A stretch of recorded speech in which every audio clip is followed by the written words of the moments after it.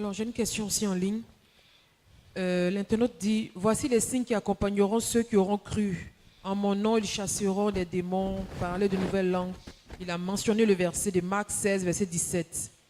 Et ensuite, il dit, en mon nom là, ils feront ci et ça. Il veut parler de Jésus.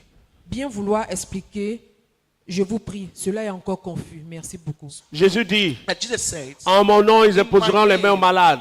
En mon nom, en mon nom, en mon nom. Mais à qui Jésus parlait? Jésus ne parlait pas au Baoulé. Jésus ne parlait pas au Koulongo. Jésus parlait à ses disciples ce jour-là.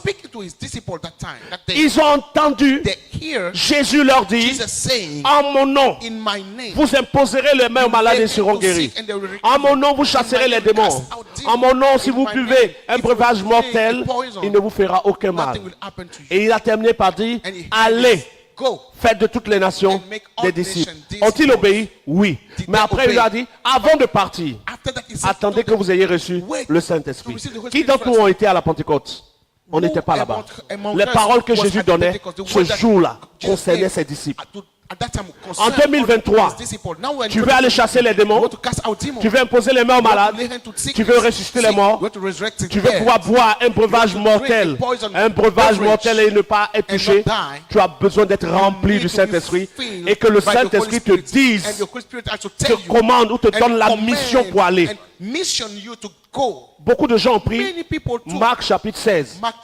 En mon nom, on imposera les mains aux malades, ils seront guéris. Ils sont allés dans les hôpitaux et personne n'a été guéri. Ils ont voulu chasser des démons.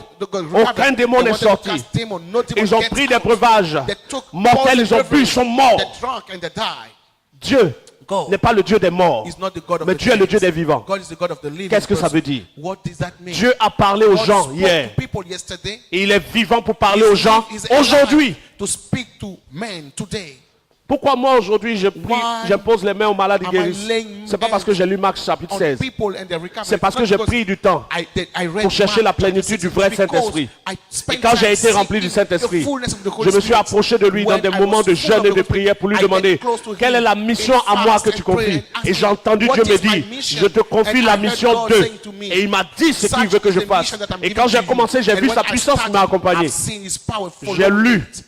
Ça m'a donné l'information que Jésus avait confié à ses disciples une mission. Moi aujourd'hui, ayant le Saint-Esprit, j'ai invoqué le Père, il m'a donné ma mission. Voilà.